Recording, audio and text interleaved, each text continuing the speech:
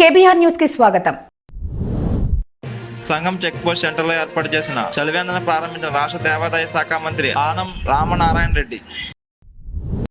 కాలువలతో పాటు చెరువులను కూడా అభివృద్ధి చేస్తామంటున్న ఎమ్మెల్యే శిరీష. ఆరోగ్యశ్రీ కార్డు ఉన్న హాస్పిటల్లో డబ్బు అడిగితే ఏం చేయాలో వివరించిన పార్థసారథి.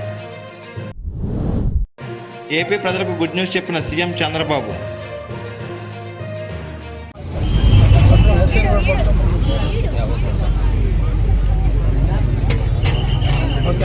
ఓకే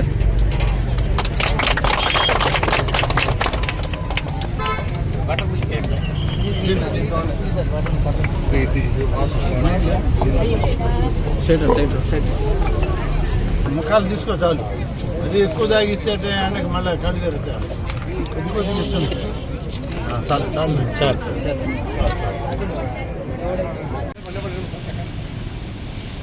నిలబడ్డారా?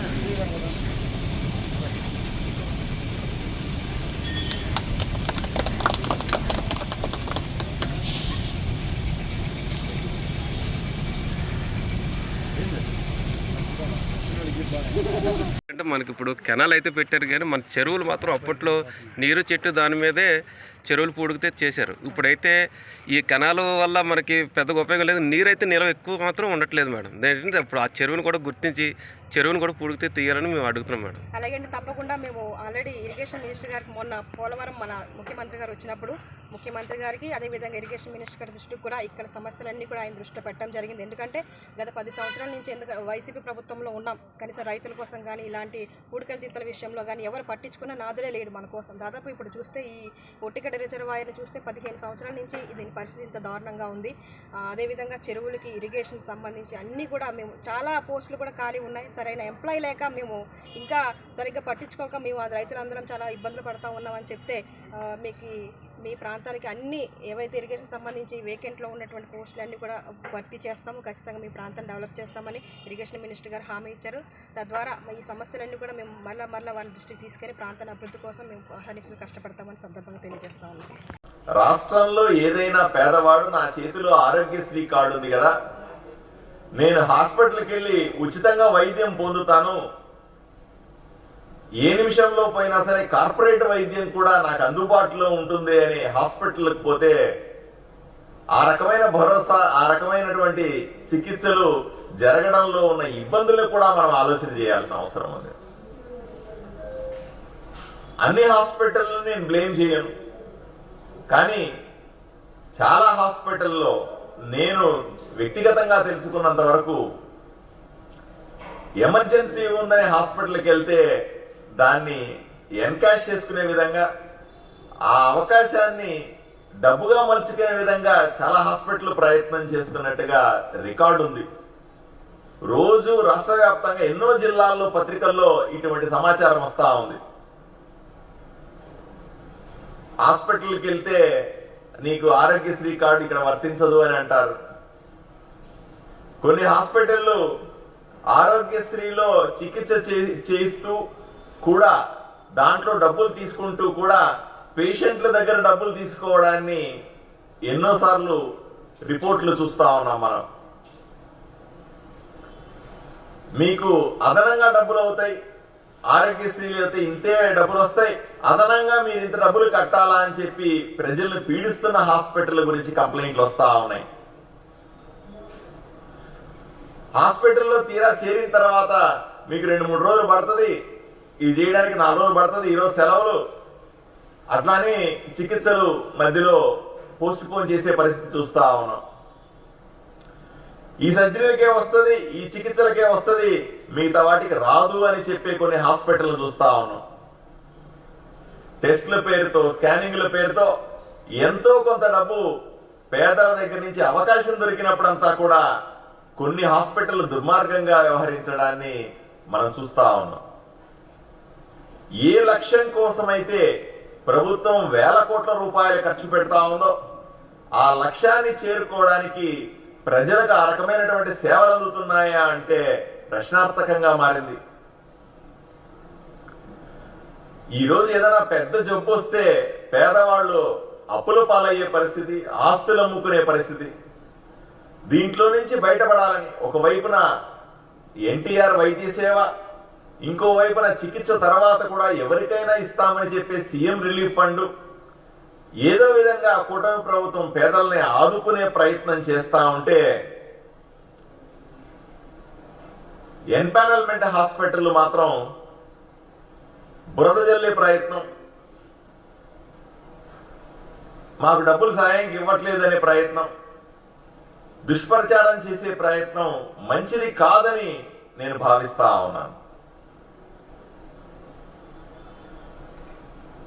ఈరోజు గౌరవ ముఖ్యమంత్రి చంద్రబాబు నాయుడు గారి నాయకత్వంలో, మా మంత్రివర్యులు సత్యకుమార్ గారి నాయకత్వంలో ఆరోగ్య శాఖలో ఎన్నో సంస్కరణలు తీసుకొని వస్తాం.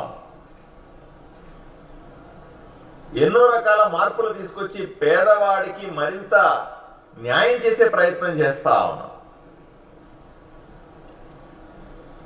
ప్రభుత్వం ఏదైతే ఎన్నికల్లో హామీ ఇచ్చి మేనిఫెస్టోలో పెట్టి ప్రజలకందరికీ కూడా అందరికీ ఉచితంగా ఆరోగ్యం అనే సూత్రాన్ని తీసుకుని మొన్న అసెంబ్లీలో కూడా ముఖ్యమంత్రి గారు చెప్పారు, 2,50,000 వరకు కూడా వాళ్లకు వీళ్లకని తేడా లేకుండా అందరికీ కూడా రాష్ట్రంలో ఉన్న ప్రతి ఒక్కరికి కూడా ఇన్సూరెన్స్ ద్వారా వైద్య సేవను ఇస్తాం. 2,50,000 రూపాయల నుంచి 25 లక్షల వరకు ఆరోగ్యశ్రీ లేదా ఎన్టీఆర్ వైద్య సేవ కార్యక్రమం ద్వారా ఉచిత వైద్య సేవలు అందిస్తామనే విధంగా ప్రభుత్వం పనిచేస్తా ఉంటే, ఏ విధంగా ప్రజలకు ఉచితంగా మంచి వైద్యాన్ని ఇవ్వాలని వేల కోట్ల రూపాయలు ఖర్చు పెడతా ఉంటే, ఈ రకమైనటువంటి దుష్ప్రచారాలు మంచివి కాదు అనే విషయాన్ని నేను ప్రజలకు తెలియజేస్తాను.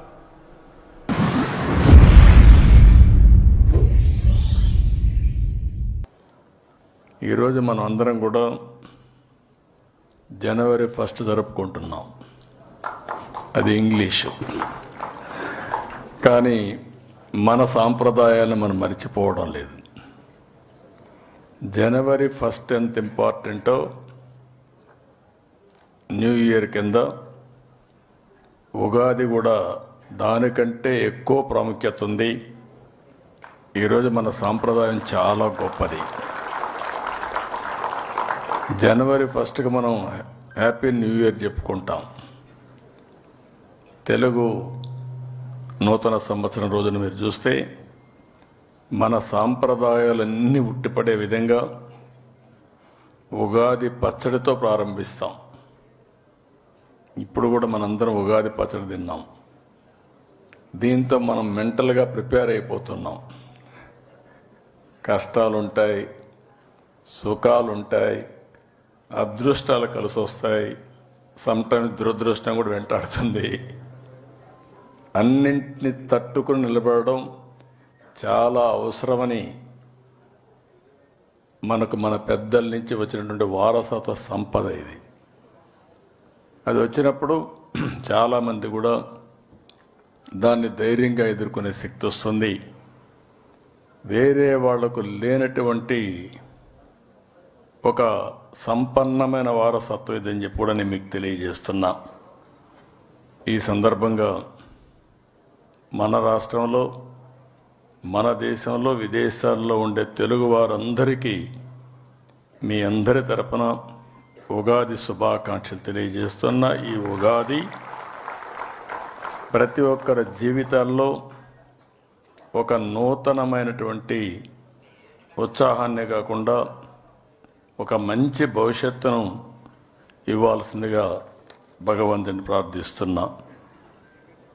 ఇప్పుడే నాగపూడి శర్మ గారు చాలా విషయాలు చెప్పారు కాబట్టి నేను యుగాలు దొరికిపోవడం లేదు. ఎందుకంటే అది కాంపిటెంట్ వారే. నేను ఆయన కోసం ఇప్పుడు కాదు, నేను ఎప్పుడు కూడా ఒకటి ఆలోచిస్తూ ఉంటాను. నాగరిక ప్రపంచంలో, పోటీ ప్రపంచంలో నూతనమైన ఆవిష్కరణలు జరుగుతూనే ఉండాలి. అదే వారు ఇప్పుడు చెప్పారు. నేను హైటెక్ సిటీ కట్టాను. హైటెక్ సిటీ పక్కన మీరు చూస్తే ఏదైతే ఒక మంచి గ్రామీణ వాతావరణం ఉట్టిపడే విధంగా పక్కనే పేరు కూడా దానికి పెట్టాను. వీరికి ఇచ్చింది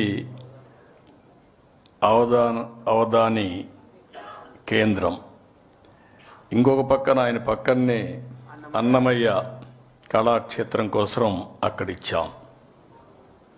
పక్కనే మన కళావేదిక ఒకటి కట్టాం, శిల్పకళా వేదిక కట్టాం, కళలు భాషల్ని ప్రోత్సహించడానికి. అంటే ఒక హైటెక్కు ప్రాధాన్యత ఇస్తే ప్రపంచం మొత్తం గర్వంగా చెప్పగలుగుతున్నా 25 సంవత్సరాల్లో అమెరికాలో ఉండే అమెరికన్స్ కంటే 2 ఇంతల ఆదాయం సంపాదించిన జాతి ఏదైనా ఉందంటే తెలుగు జాతి. ఎన్నో యుగాలు కాదు, లేకుంటే శతాబ్దాలు కాదు, ఓన్లీ 25 సంవత్సరాలే మన కళ్ళ ముందర. అదే సమయంలో మన సాంప్రదాయాలు మరిచిపోకూడదని శిల్పకళా వేదిక పెట్టాం, అవధాన కేంద్రం పెట్టాం, అదే మరి అన్నమయ్య క్షేత్రం కూడా పెట్టాం. ఇవన్నీ ఎందుకు గుర్తు చేస్తున్నానంటే చరిత్రను మర్చిపోతే మన వల్ల మనమే మర్చిపోతాం. మన నాగరికతను కానీ మన సాంప్రదాయాలు కానీ సంస్కృతిని మర్చిపోతే మన ఉనికినే కోల్పోతామని చెప్పి కూడా నేను మీకు తెలియజేస్తున్నాను. ఈరోజు ఈ పండుగ మన రాష్ట్రంలోనే కాదు, ఆంధ్రప్రదేశ్, తెలంగాణ, కర్ణాటక, మహారాష్ట్ర ఈ రాష్ట్రాల్లో కూడా జరుపుకుంటారు. ఎక్కడ ఏ పేరుతో చేసినా అందరూ కూడా కోరుకునేది నూతన సంవత్సరంలో నూతన వెలుగులు దేవుడు ప్రసాదించాలని కోరుకుంటాం. ఇప్పుడే పంచాంగం అయితే చాలా బాగా చెప్పారు, సంతోషం.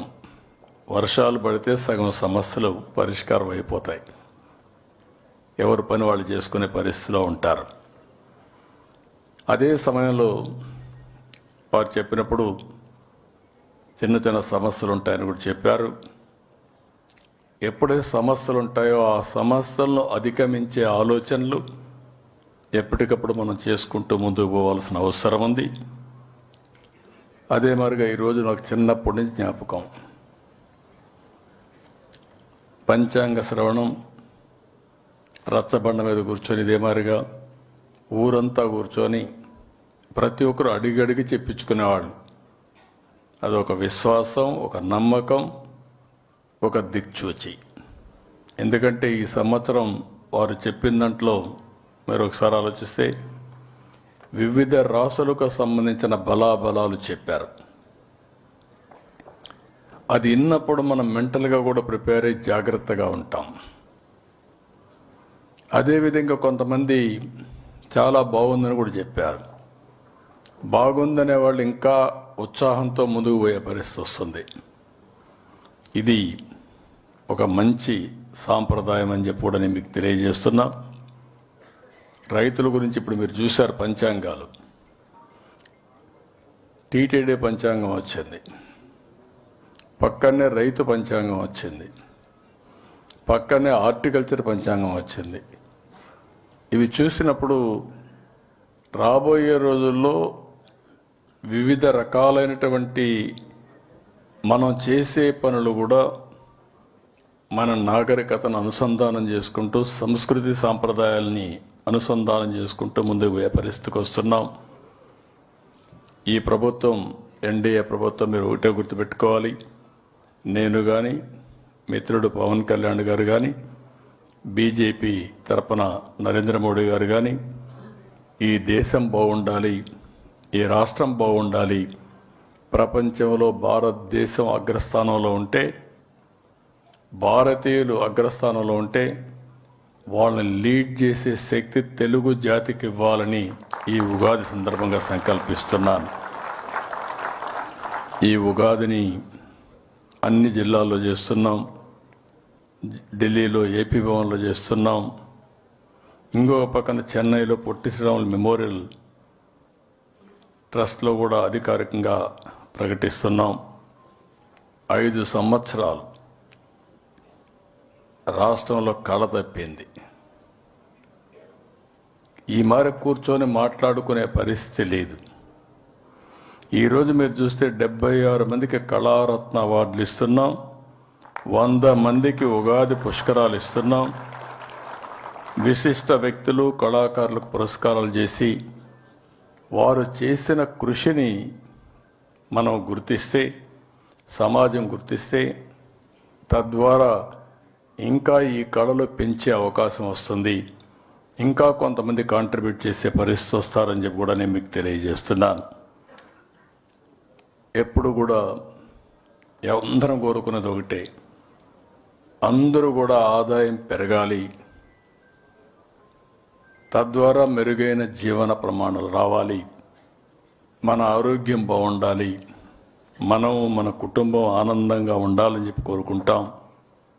ఈ ప్రభుత్వం 9 నెలల నుంచి మీరు చూస్తే ఏ నిర్ణయం తీసుకున్నా పీపుల్ ఫస్ట్, ప్రజలు ముందు అనే నినాదంతో ముందుకు పోతున్నాం. అందుకని అనేక కార్యక్రమాలు ఇప్పటికే తీసుకున్నాం.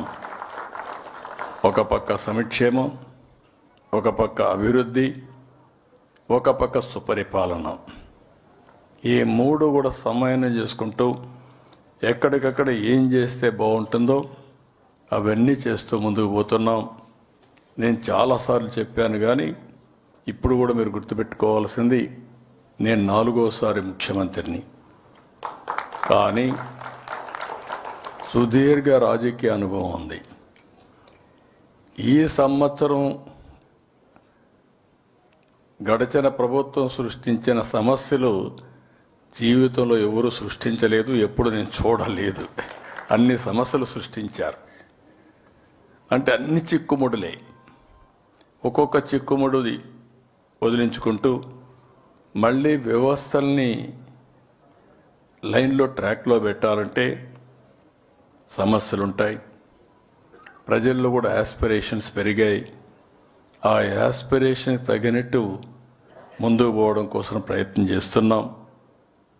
భగవంతుడు కూడా ఆ శక్తిని రాష్ట్ర ప్రజలకు ఇవ్వాలని, తద్వారా మనమందరం ముందుకు పోయే ఇది రావాలని చెప్పి కోరుకుంటున్నాను. మీరందరూ గుర్తుపెట్టుకోవాల్సింది, నాగపల్లి శర్మ గారు ఒక మాట అన్నారు, ఆదాయం వస్తుంది, అదే మాదిరిగా కష్టపడకపోతే ఏది రాదు. ఈ విషయం అందరం స్పష్టంగా ఉండాలి. ఒకప్పుడు శారీరక కష్టపడేవాళ్ళం. ఈ ఉగాది సందర్భంగా మిమ్మల్ని అందరినీ కోరుతున్నా, ఇప్పుడు హార్డ్ వర్క్ కాదు, స్మార్ట్ వర్క్ అవసరం. ఆ విషయంలో మీ అందరిలో క్లారిటీ రావాల్సిన అవసరం ఉంది. టెక్నాలజీ యుగంలో ఉన్నాం. ఒకప్పుడు హైటెక్ సిటీ కట్టాను, ఐటీని ప్రమోట్ చేశాను. ఇన్ఫర్మేషన్ టెక్నాలజీ తెలిసేది కాదు చాలామందికి.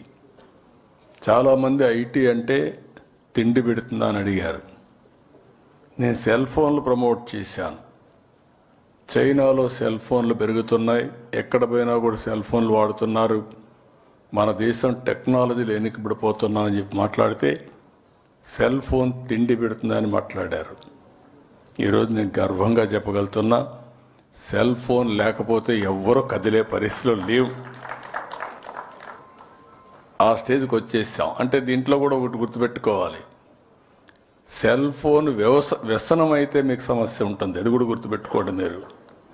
మన పిల్లలకు కూడా సెల్ ఫోన్ ఒక వ్యసనంగా మారితే మాత్రం చాలా సమస్యలు వస్తాయి. సెల్ ఫోన్ని ఒక ఆయుధంగా ఉపయోగించుకుంటే మీ జీవితాల్లో వెలుగు వస్తుంది, మీ జీవితాలు చాలా మార్పు వస్తుంది. ఈ విషయం గుర్తుపెట్టుకోవాలి. మీరు ఎక్కడుంటే అక్కడే ఆఫీస్. మీరు ఏ పని చేయాలన్నా ఒక్క సెల్ ఫోన్ ఉంటే, మీరు ఇప్పుడు బయలుదేరి హోటల్కి పోవాలంటే ఇక్కడి నుంచి బుక్ చేసుకొని అక్కడికి పోయి భోంచేసి వెళ్ళొచ్చు. మీ ఇంట్లో ఏసీ వేసుకోవాలంటే ఇంటికి పోయే లోపల ఏ టెంపరేచర్ కావాలో ఆ టెంపరేచర్ పెట్టుకునే పరిస్థితికి వస్తున్నారు. ఇక్కడ నాతో మాట్లాడుతూ లైవ్ తీసి మీ ఇంటికి పంపిస్తున్నారు. అదే మరిగా మీ ఆఫీస్ వర్క్ కూడా ఏదైనా కానీ ఇన్స్ట్రక్షన్స్ ఇవ్వాలంటే సెల్ ఫోన్లోనే ఇన్స్ట్రక్షన్స్ ఇచ్చే పరిస్థితికి వస్తున్నారు. అంటే వర్చువల్ ఫిజికల్ వర్క్ చేసే పరిస్థితికి వచ్చేసాం. అందుకే మీరు చూస్తే వాట్సాప్ గవర్నెన్స్ తీసుకొచ్చాం. మీరు ఏ ఆఫీసుకు పోయే పని లేదు. ఒకప్పుడు ఎన్టీ రామారావు గారు ముఖ్యమంత్రిగా ఉన్నప్పుడు అధికార వికేంద్రీకరణ కోసం మండలాలు తీసుకొచ్చాం. నేను ముఖ్యమంత్రి అయిన తర్వాత మళ్ళీ గ్రామాలకు పోవాలనే ఉద్దేశంతోనే ప్రజల వద్దకు పాలన ప్రవేశపెట్టాం. ఇప్పుడు మీ చేతుల్లోనే పాలన ఉంది. మీ సెల్ ఫోన్లోనే మీకు ఏం కావాలన్నా జరిగే పరిస్థితి వస్తుంది. ఏ సర్టిఫికెట్ మీ ఇంటి పక్కన ఎంఆర్ఓ ఆఫీస్ ఉంటే ఎంఆర్ఓ ఆఫీస్ పోక్కర్లేదు. సెల్ ఫోన్లో అడిగితే వాట్సాప్ గవర్నెన్స్లో ఏ సేవలైనా అందించే బాధ్యత మాది అని చెప్పి నేను మీకు తెలియజేస్తున్నా. రెండోది, మీరు వచ్చి నాకు చెప్పుకోవాలి. ఒకప్పుడు మీ ఒపీనియన్ తెలియాలన్న కష్టంగా ఉండేది.